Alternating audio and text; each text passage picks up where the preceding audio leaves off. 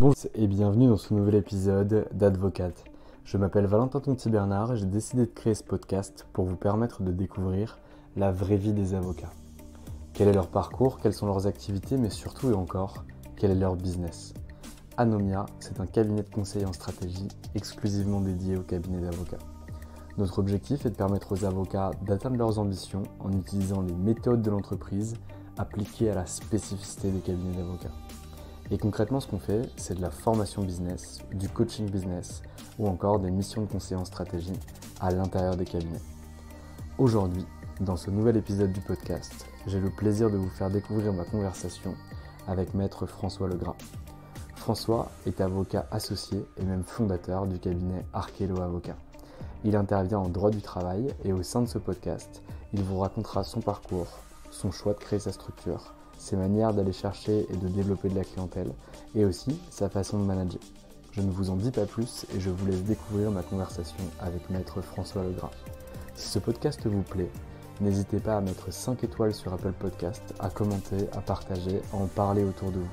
C'est grâce à ça que nous continuons à exercer aujourd'hui cette activité et que nous pouvons chaque semaine vous fournir différents podcasts. Bonne écoute!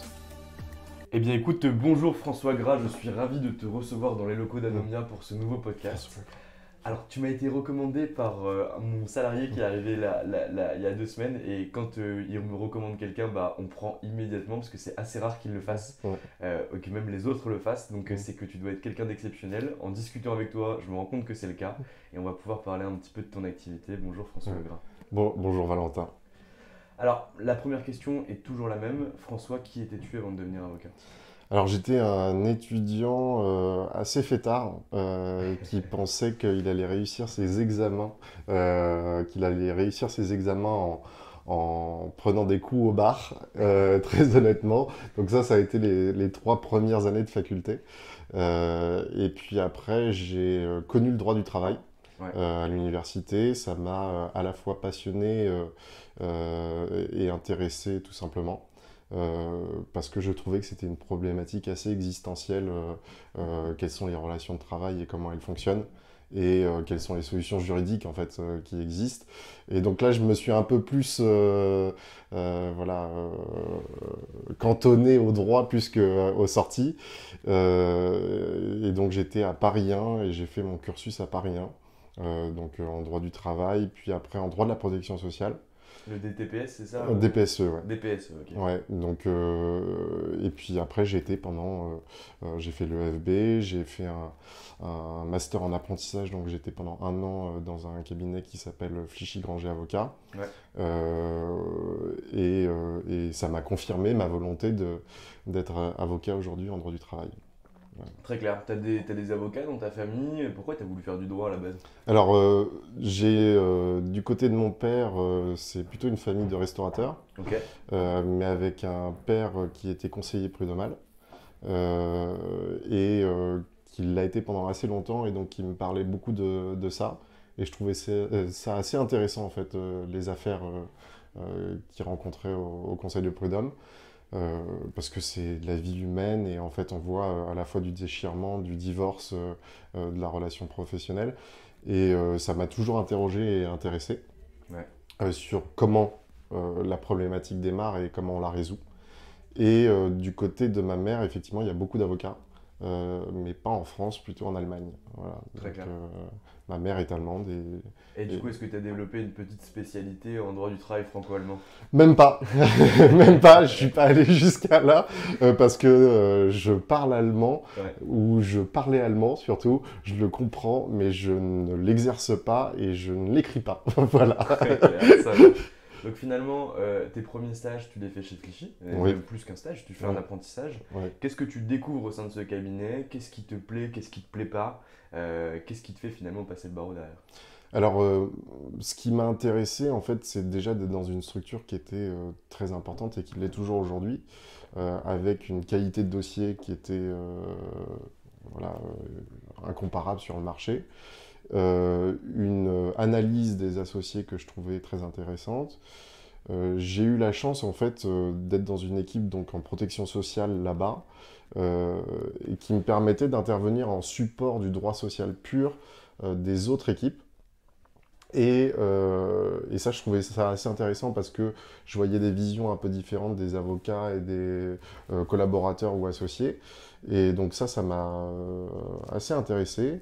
Et puis après, quand j'y suis retourné en stage, j'étais dans l'équipe de Hubert Flichy, qui était à ce moment-là en campagne pour le bâtonnat de Paris. Ok. Je trouvais qu'il avait une lecture qui était hyper intéressante sur notre profession. Il avait cherché à créer à ce moment-là le centre d'arbitrage du droit du travail. Voilà, il y avait plein de problématiques sur la façon dont il voulait voir évoluer la profession. Et qu'est-ce qui a confirmé le fait que je veuille exercer cette profession? Parce que tout simplement, je suis un passionné de droit du travail. Et donc, directement, je me suis inscrit au CRFPA et j'ai eu la chance de l'avoir directement à la fin de cet apprentissage. Très clair. À la fin de l'apprentissage, tu fais quoi? À la fin de l'apprentissage, je passe les écrits, puis les oraux. Ouais. Après, je fais la fête. Et une fois que j'ai fini de faire la fête, je rentre à l'EFB. Ouais. Pareil, je me suis dit à ce moment-là, il faut que tu continues à faire des stages. Il faut que tu continues à voir comment fonctionne cette profession.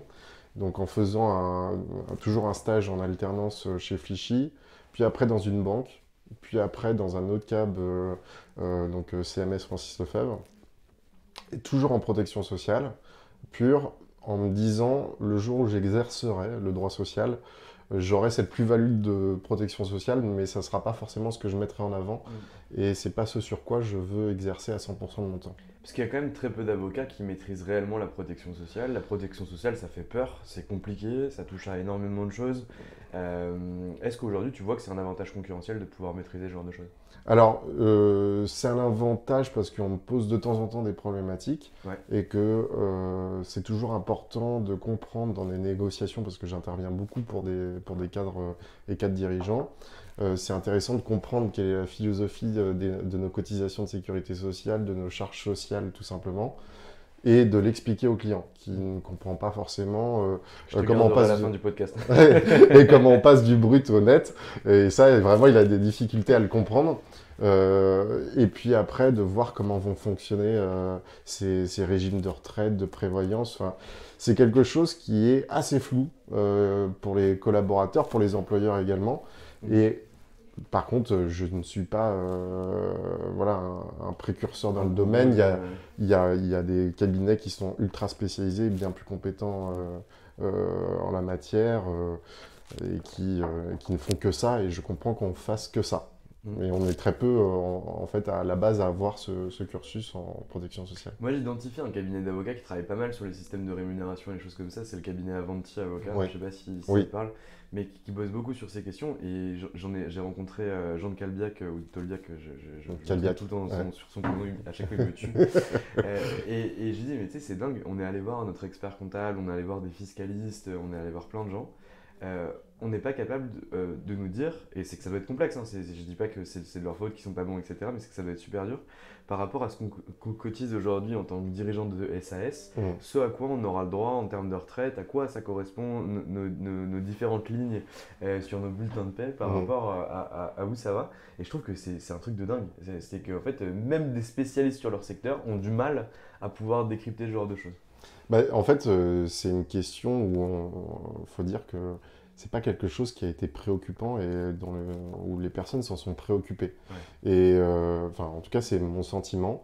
Et effectivement, des cabinets comme Avanti, Rigaud, qui sont ultra spécialisés et qui font à 95% de leur temps ce genre de questions et qui essayent de les résoudre, ils ont une vraie lecture et un vrai avantage sur les autres parce qu'ils sont en mesure d'accompagner un dirigeant de SAS typiquement pour lui dire plus tard tu auras ça. En tout cas, c'est comme ça que moi je le perçois.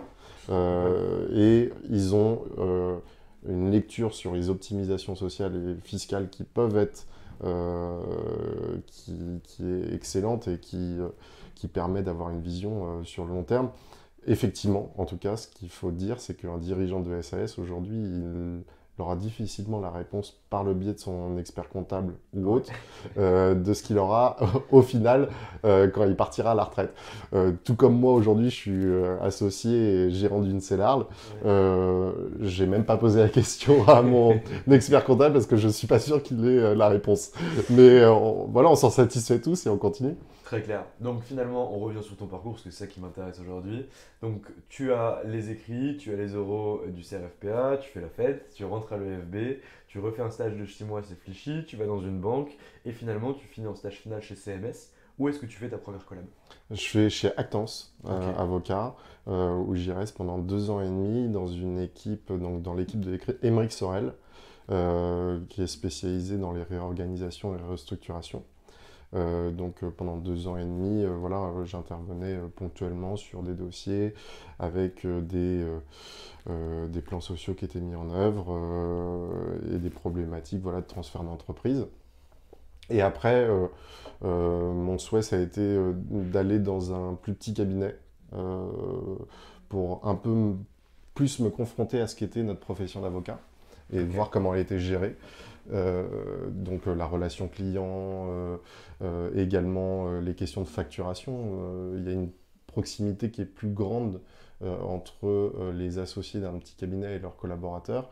Et c'est ce que je voulais voir pour justement identifier quelle serait ma pratique sur le long terme.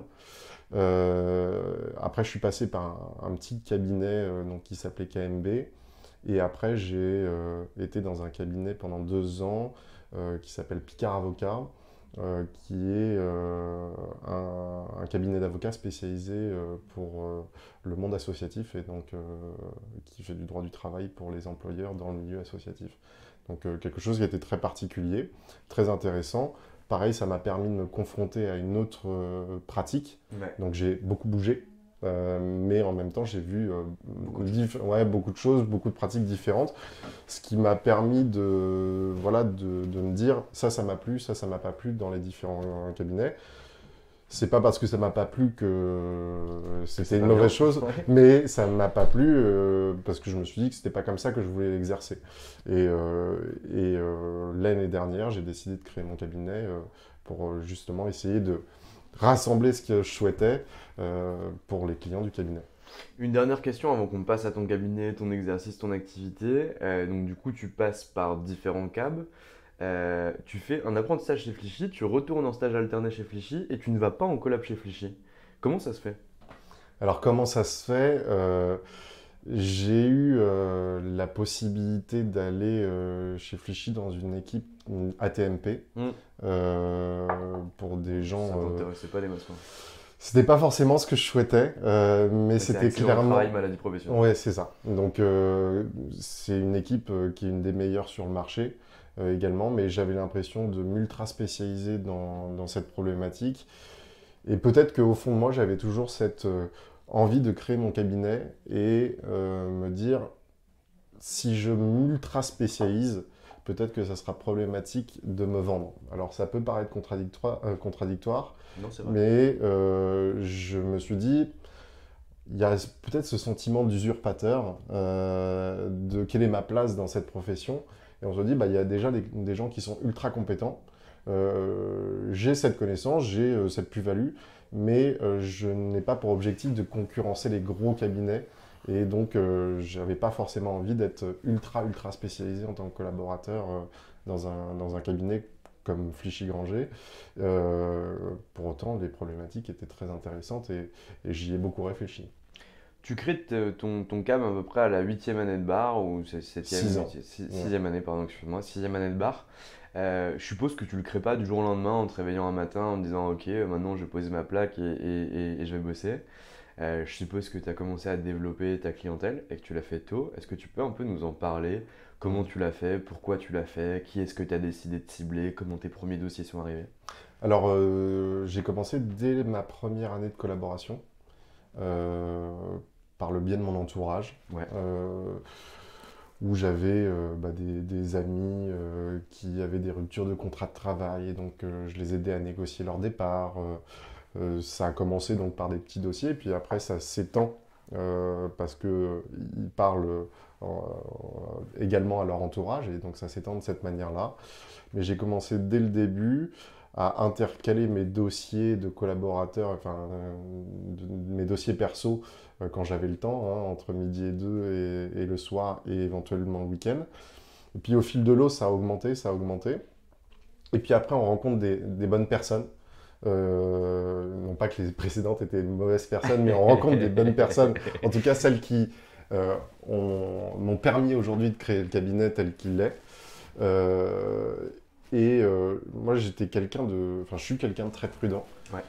J'ai été très... j'ai eu très peur avant de créer mon cabinet. J'y ai réfléchi pendant très longtemps.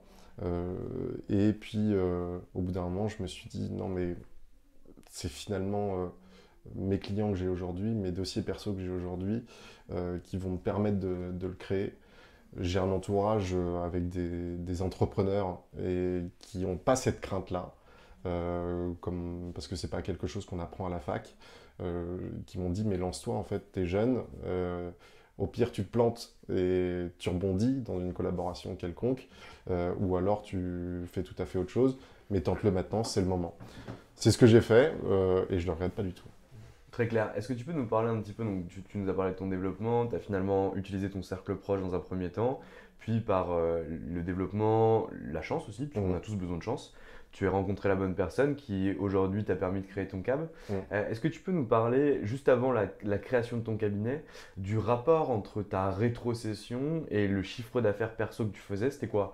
50-50 en termes de pourcentage? On était sur quoi concrètement? Je gagnais le double en dossier perso que ce que je gagnais dans le cadre de ma rétrocession. Très clair. Donc ça veut dire que là, c'était plus que jamais le bon moment pour y aller.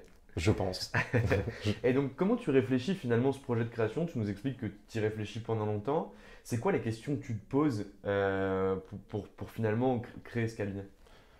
Les questions que je me pose d'abord, c'est pourquoi ça marcherait pour moi? Pourquoi ça marcherait pas? Ouais.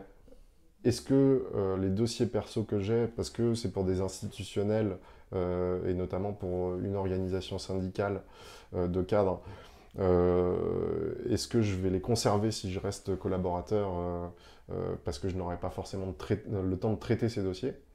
Je suis collaborateur et je n'ai pas le temps de développer ma clientèle personnelle. Non pas qu'on ne m'ait pas permis, mais j'avais déjà suffisamment de dossiers et ça ne me permettait pas de développer. Ouais, c'était quand même déjà bien développé. C'était déjà bien développé, mais ça ne me permettait pas d'aller au-delà de ce que j'aurais pu éventuellement faire. Et je me suis dit, c'est peut-être anormal. J'ai vu d'autres gens qui créaient leur structure à ce moment-là, qui cherchaient des locaux, qui se posaient des questions, qui avaient l'air ultra libres. Et je me suis dit, mais ça a l'air cool en fait de faire ça. Lance-toi. Donc j'ai eu beaucoup de questions avant. Ouais. Je pense que j'ai, pour ainsi dire, beaucoup emmerdé mes amis avec beaucoup de questions qui leur semblaient trop farfelues et pas forcément concrètes. Mais au final, j'ai créé mon cabinet. Non pas que je ne me suis pas posé des questions après sur quel est le visuel, quel est le nom du cabinet, comment ça doit fonctionner. Mais j'ai eu une période un peu de stress et de... quelle est la structure que je dois créer et comment je dois la créer pour que ça fonctionne un peu sur le long terme. Et je pense avoir répondu à ces questions-là, en tout cas. Et bien alors, donne-nous la réponse. Il faut une structure moderne, enfin, en tout cas, c'est comme ça que j'ai voulu la concevoir, avec, en fonction du besoin des clients que j'ai, une certaine réactivité et lisibilité. Donc les cadres. Voilà. Toi, tu t'adresses uniquement aux cadres, ou en tout cas majoritairement aux cadres. Alors, ma clientèle est composée à 80% de cadres et à 20% de PME. Ok. Donc, effectivement, le besoin des PME, tout comme des cadres, c'est d'avoir une réponse assez rapide et lisible et qu'ils peuvent après dupliquer ou en tout cas ils peuvent s'en servir en pratique. Transposer opérationnellement. C'est ça. Ils veulent pas ils veulent pas de la doctrine, ils veulent pas des pages de conclusion ou de consultes qui font 1000 pages. Ils veulent un truc opérationnel même si ça fait 2 lignes. C'est ça. Donc ils veulent la réponse. Ça n'empêche pas qu'on puisse donner un certain niveau de technicité, mais en tout cas la réponse ils doivent pouvoir l'identifier. Ça n'empêche pas d'aborder d'autres options, d'autres stratégies, mais c'est comme ça que j'ai voulu répondre aux besoins de mes clients, et puis donner un peu un aspect moderne à mon niveau de la façon dont je concevais cette profession. Très clair. Donc finalement, tu décides de quitter ton cabinet, tu te pointes, tu poses ta plaque. Qu'est-ce qui se passe? Tu prends des locaux, tu vas chercher de la clientèle comment tu développes? Parce que finalement, tu me disais que tu étais frustré de ne pas pouvoir développer parce que tu avais tes dossiers pour lesquels tu devais bosser pour l'ancien cabinet dans lequel tu bossais. Et donc finalement, comment tu vas les développer, comment tu vas les chercher et surtout allier acquisition et production? Alors, c'était une frustration sans l'aide parce que j'apprenais beaucoup Ouais. dans le cabinet dans lequel j'étais. Mais une fois que je monte ma plaque et mon cabinet, je prends des locaux. Donc c'était un bureau tout simple, rue Saint-Lazare, qui était très confortable, très joli. Là, je me dis, bon, bah, j'ai un peu plus de temps, parce que finalement, j'ai plus de collaboration, et donc je vais pouvoir développer. Je contacte mes clients pour savoir un peu ce dont ils ont besoin, leur dire que euh, je peux également défendre, par exemple, parce que je défends beaucoup une organisation syndicale qui m'apporte des clients et des cadres qui sont en situation de rupture ou dans leur situation professionnelle. Et donc, je leur dis, bah, je peux défendre ces cadres-là, ce que je n'avais jamais annoncé. Je le fais, ça prend directement, par chance encore une fois. Et puis très rapidement. Attends, la chance, tu as quand même fait le pas de les appeler. Il y en a beaucoup qui auraient regardé leur téléphone en se disant est-ce que je les appelle ou est-ce que je l'appelle pas. Tu l'as quand même fait. Donc il y a peut-être de la chance, mais en tout cas, tu l'as provoqué. Je l'ai provoqué cette chance, ça a fonctionné. Ça a fonctionné, et puis j'ai fait ça pendant 2 mois en me disant bah, t'as pas eu le temps, mais avant, là, tu vas faire de la newsletter, tu vas leur envoyer ponctuellement des petites informations. Donc, à cette organisation syndicale? Cette organisation syndicale et le réseau que j'avais déjà Ok. constitué. Et puis ça prend, ça développe, et puis bizarrement, le fait d'annoncer qu'on crée son cabinet apporte des gens qu'on avait. Traction de lancement. C'est ça, et en fait, il y a des gens qui m'ont confié des dossiers, qui sont collaborateurs dans des gros cabinets, qui font pas forcément du droit du travail, qui m'ont dit, bah, j'ai vu que tu avais monté ton cabinet par la com que j'ai faite, bah, je te confie ce dossier-là, c'est un de mes proches, etc. Et c'est venu un peu comme ça, d'un réseau que je n'attendais pas. Et ça a permis d'augmenter le nombre de dossiers.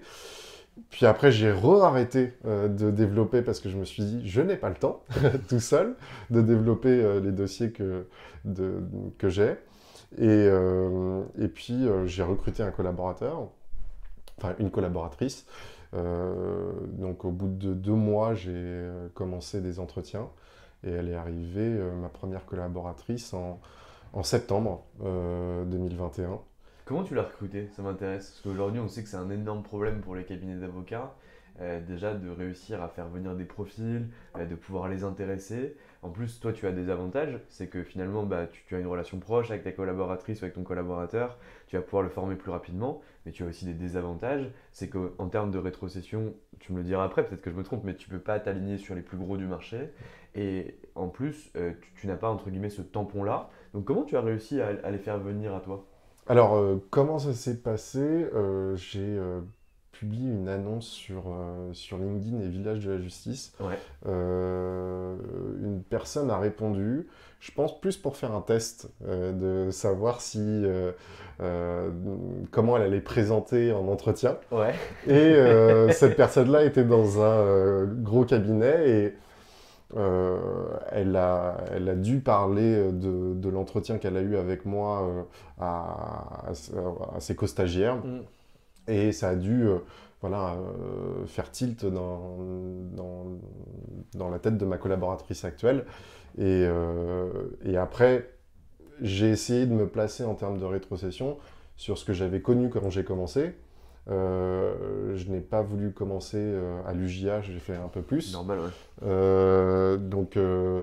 Pareil en me disant qu'il fallait faire des primes s'il y avait lieu.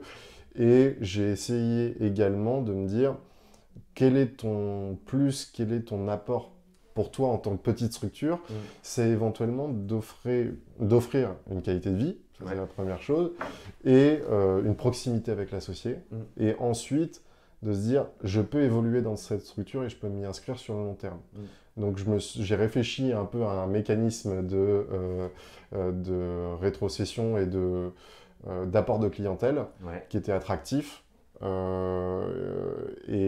Cette collaboratrice a déjà apporté un ou deux dossiers au cabinet parce que elle se dit que voilà, elle apprend sur ce dossier qu'elle aurait pu prendre à titre personnel, mais également elle en bénéficie à titre financier. Et ça veut dire quoi parce que ça, je comprends, c'est une belle proposition de valeur candidat donc, que tu vas pouvoir offrir aux collaborateurs qui peuvent venir te rejoindre. Mais ça veut dire quoi concrètement? Parce que j'entends tout le temps, c'est avoir une qualité de vie. Mais ça veut dire quoi concrètement? Ça veut dire que tu as des locaux qui sont magnifiques? Ça veut dire que tu peux, si tu veux, pas venir bosser un matin et venir uniquement l'après-midi? C'est quoi concrètement? Alors les locaux, je les trouve agréables, mais c'est pas que ça. C'est également le fait de se dire, on est collaborateur libéral, enfin, quand on vient dans la structure que j'ai créée, on est collaborateur libéral, donc avec ses à côté. Ce qui veut dire que je viens le matin, je peux partir à 11 heures. En fait, je ne suis pas sur une problématique d'horaire, je suis sur une problématique de travail. Mon objectif est de répondre aux clients, peu importe la manière d'y arriver, et que le client soit satisfait. Le reste, j'ai envie de dire, c'est pas mon sujet. Si la personne a envie d'être en télétravail, si elle a envie de venir à 11 heures, si elle a envie de venir à midi, à partir du moment où les réunions et le besoin client est comblé, j'ai envie de dire c'est bon, j'ai rempli ma part du job et j'espère que ça satisfait mon collaborateur en question. Je pense que c'est une bonne chose et c'est vers ça que les structures comme la tienne doivent se tourner, même les plus grosses structures d'ailleurs. Mais c'est bien de pouvoir le mettre en place assez rapidement. Il y a un sujet qui m'intéresse, on en a parlé un peu en off avant ce podcast, c'est que tu commences tout seul et tu ne recrutes pas un, mais bien deux collaborateurs sur la même année. Donc ça m'intéresse un petit peu la réflexion que tu as eue, pourquoi tu as fait ça, comment ça a avancé. Parce que tu me dis au début, j'ai peur de m'installer, etc. Et là, la peur a complètement disparu, on recrute deux collabs d'un coup, bam. Clairement, j'avoue que j'en ai pas dormi avant de prendre la décision, parce qu'on se dit, mais est-ce que je peux vraiment le faire? Est-ce que j'en ai vraiment besoin? Est-ce que finalement je suis pas flemmard aujourd'hui? Et en fait, je me suis dit, tu bosses à 100% du temps, à nouveau, tu n'as pas le temps de développer ta clientèle, alors que si tu veux t'inscrire sur le long terme, il faut pouvoir la développer. Cette clientèle, et en tout cas que ta clientèle déjà existante soit durable. Et pour ça, je me suis dit, il y a un relationnel qu'il faut avoir, et ce relationnel, tu dois te permettre de l'avoir en dégageant du temps pour ça. Donc, j'ai recruté un collaborateur en me disant, c'est un investissement sur l'avenir. Peut-être qu'aujourd'hui, j'en ai pas besoin, mais j'ai l'impression que selon les besoins de mes clients et la façon dont je développe, dans 2 mois, ce besoin sera là. Et pour absorber la charge de travail de mes clients, il faudra que j'ai une personne en plus. Et puis le besoin s'est réitéré et cette même lecture s'est faite. Et je me suis dit, il faut que je recrute une deuxième personne. Parce que la première personne ne me permettait pas de répondre à tous les besoins des clients. Et si je voulais justement offrir cette qualité de vie au travail, lui permettre d'être formé, d'appréhender au mieux les dossiers, il fallait effectivement que je puisse recruter une autre personne pour justement absorber la charge de travail qu'il y avait. Très clair. Et est-ce que tu as vu une évolution positive, notamment sur ton chiffre d'affaires de ce recrutement? Nous, on le raconte souvent à nos clients, mais c'est bien, je t'ai sous la main, donc on va pouvoir en discuter, en disant qu'à partir du moment où tu recrutes, tu as un effet finalement d'élévation du chiffre d'affaires, parce qu'en réalité, ils prennent une part de production, et toi, du coup, tu te dégages plus de temps pour aller justement faire ce que tu voulais faire, développer ta clientèle. Est-ce que tu infirmes ou est-ce que tu confirmes mes propos? C'est du 50-50.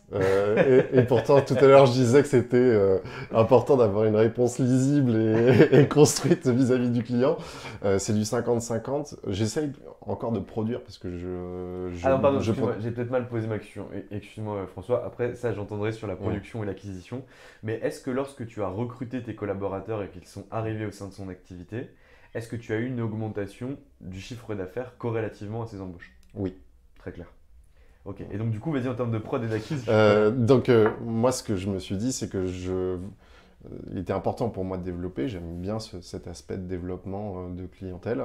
Euh, Pas simplement pour la question business, mais surtout pour l'aspect je rencontre des nouvelles personnes Humain. Ouais. humainement, bah, ça fit. Et donc, ça, je me suis dit, c'est quelque chose un peu de. C'est du commercial du métier d'avocat qui me plaît juste parce qu'on peut, on peut rencontrer des nouvelles personnes. Euh, et je cherche toujours à produire parce que je suis passionné un peu du droit du travail. Et j'essaye de trouver ce juste équilibre entre production, formation des collaborateurs et également bah, vision à long terme du cabinet. Et j'ai un peu essayé de construire la chose sous l'angle, il y a beaucoup de startups qui se montent et qui recrutent avant d'avoir le besoin, potentiellement. Et je me suis dit, bah, recrute quand tu penses que le besoin va être là dans 3 mois, parce que dans 3 mois, si tu recrutes la personne, bah, ça sera déjà trop tard et tu ne répondras pas comme il faut aux besoins clients. C'est exactement ça, et nous on le fait aussi en interne. On appelle ça le déséquilibre avant. On se dit qu'à partir du moment en fait, où on est bien, c'est qu'il faut qu'on recrute parce qu'en réalité il est déjà trop tard pour recruter. Parce que si on n'est pas toujours vers l'avant, en fait, ben, on va commencer à s'empâter, à stagner, etc. Et c'est pas l'objectif, c'est confortable, mais c'est pas Mm. l'objectif. Parce qu'en réalité, ce qui est confortable aujourd'hui sera difficile demain. Ouais. Et moi, j'abonde totalement à des propos et je partage totalement le constat. Et puis même d'un point de vue financier, on se dit j'ai peut-être trop anticipé Mm. dans mon recrutement. Mais au final, ce qui va se passer dans 3 mois, si on n'a pas recruté la personne, c'est que potentiellement on ne va pas pouvoir absorber, avoir un rendu client qui sera celui qu'on souhaite. Et le client, il s'en rend compte directement. Et on risque qu'il aille voir ailleurs et prenne un autre avocat. Donc effectivement, je pense qu'il y a une vision plus long-termiste dans cette méthode de fonctionnement. Mais je parle de long-termiste alors que ça fait 1 an que j'ai créé mon cabinet, donc potentiellement je me plante complètement. Non, mais en tout cas, ça se tient, c'est logique, et nous, on a le même discours, donc c'est pas moi Ok. qui vais m'y opposer. Ok, et tu nous parlais de l'acquisition que tu faisais et du développement de la clientèle, de la production que tu conservais, puisque tu aimes le droit du travail, et quoi qu'il arrive, un associé doit quand même rester dans les dossiers pour pas vendre n'importe quoi aussi de l'autre Mm. côté. Tu nous as pas parlé du volet management. Comment tu fais? Est-ce que tu as des trucs, des astuces pour suivre l'évolution de tes collabs, pour leur montrer comment ils ont progressé, pour qu'ils sachent où ils vont aller l'année prochaine, ce qu'ils vont prendre comme autonomie, comme responsabilité supplémentaire?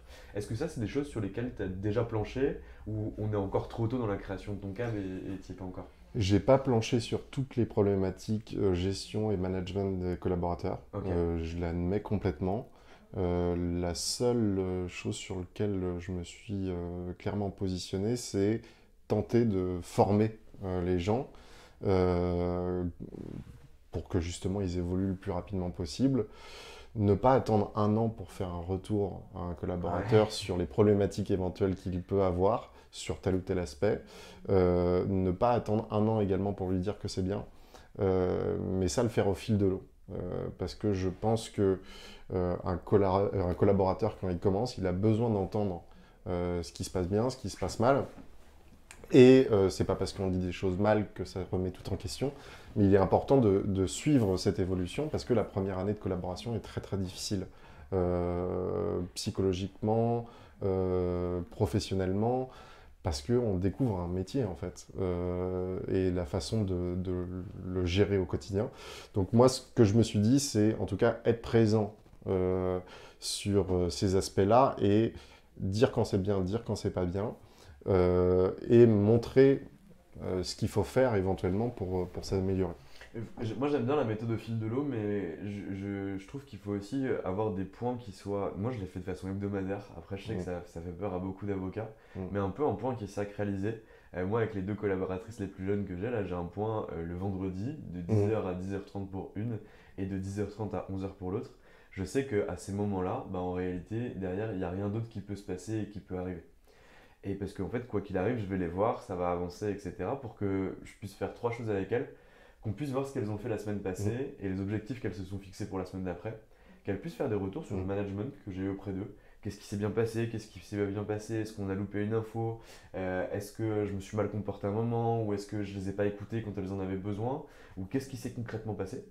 Et après, moi, je leur fais mes retours à moi, et en fait, on essaye de s'améliorer comme ça mutuellement. Parce que bah, moi, j'ai 27 ans, je suis pas non plus un manager avec 40 ans d'expérience, donc finalement, on a besoin d'apprendre.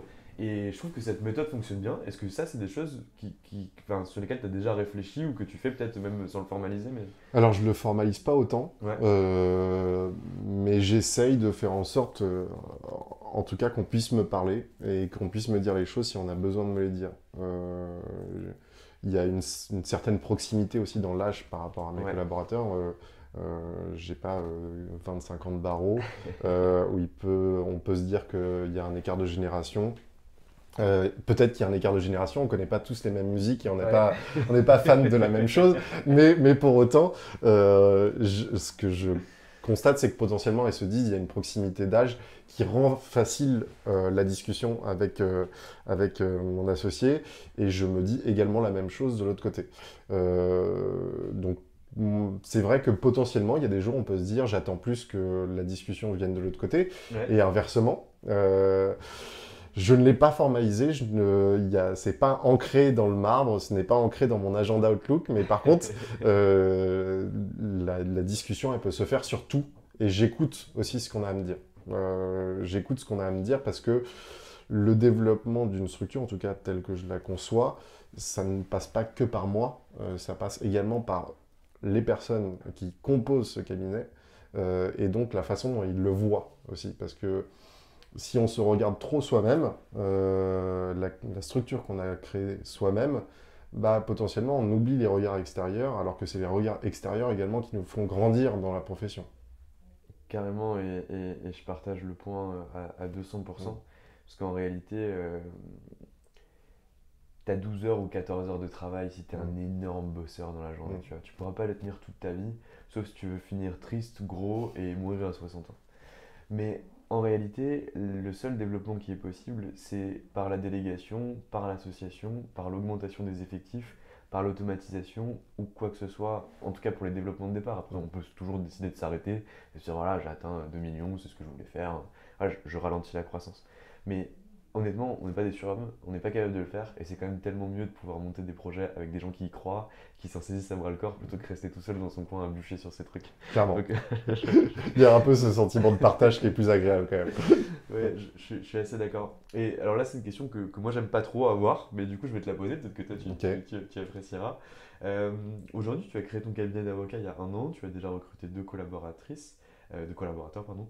Euh, tu aimerais que ton cabinet ressemble à quoi? Est-ce que tu aimerais recréer un cabinet en droit social exclusivement, un cabinet avec plusieurs compétences, expertise en interne?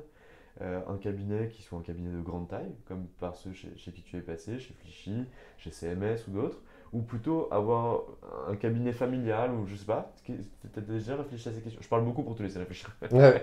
Mais j'ai réfléchi déjà à ces questions sans Ok. trouver les réponses, très honnêtement. Je sais qu'il y a peu de temps, j'ai été contacté pour potentiellement intégrer un cabinet pluridisciplinaire. Euh, je n'ai pas donné suite à la proposition parce que c'est pas forcément ce que je souhaite. Ce que je souhaite, c'est plutôt avoir un cabinet en tout cas de niche en droit social pour les cadres et cadres dirigeants et d'offrir à mes clients tout le panel d'avocats dont ils ont besoin. Donc potentiellement, j'ai noué des partenariats avec différents cabinets. S'ils ont une problématique, je suis en mesure de leur dire, pour cette problématique-là, vous pouvez aller voir tel avocat et vous pouvez lui faire confiance. En nouant des partenariats avec des cabinets de structures équivalentes. Les partenariats, voilà, il y a une inversion également. Donc, ils peuvent également m'envoyer des clients. Après, dans 5 ans, 10 ans, où je me situe, où je me place, j'avoue que je n'en ai pas la moindre idée, que j'essaye de construire les choses sur le plus long terme possible. Mais après, il y a une évolution conjoncturelle et autres qu'il m'est difficile d'appréhender.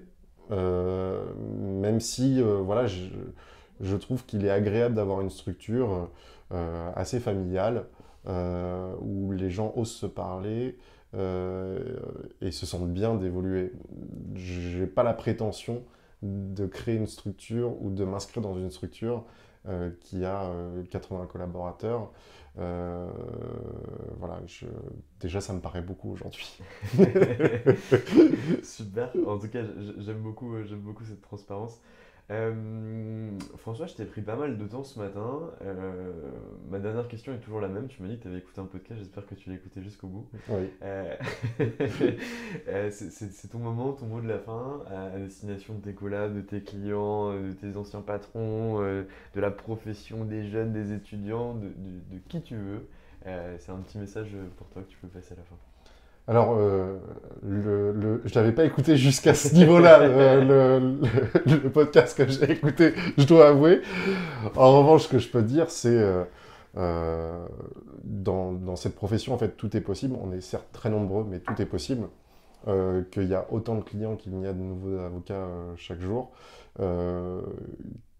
Le tout est de trouver ces contacts, d'aller les chercher, de croire en nos interlocuteurs et faire en sorte qu'ils croient également en nous, de mêler cette technicité, mais sans oublier qui on est également, personnellement, parce que si on est trop de façade, finalement, ça se voit sur le long terme, et la technicité ne fait pas tout. Il y a également la part humaine qui est importante dans notre profession, parce que, surtout en droit du travail, quand on défend des cadres, il y a une part humaine qui est importante et la personne qui est en face de nous, quand elle vient nous confier son dossier, elle a besoin de comprendre qu'on appréhende ses difficultés personnelles également. Parce qu'elle le vit comme un divorce potentiellement. Et donc, il faut faire ressentir ça au quotidien. Mais peut-être que dans 10 ans, avec plus d'expérience, je tiendrai un autre discours et que c'est potentiellement trop jeune que je réponds à cette question. Mais en tout cas, c'est pas la présidentielle. Non, c'est pas la présidentielle, mais et sans me regarder dans le miroir et en y pensant, en me rasant, ce que je peux dire aussi, c'est que j'ai appris dans mes différentes collaborations et j'avais entendu le début, par exemple, du podcast que j'ai écouté où la personne parlait d'un mentor. Ce que je peux dire, c'est que moi, j'ai plusieurs mentors sans qu'ils le sachent. C'est qu'ils m'ont appris énormément dans leur façon d'être, dans la façon de voir les dossiers et de les construire.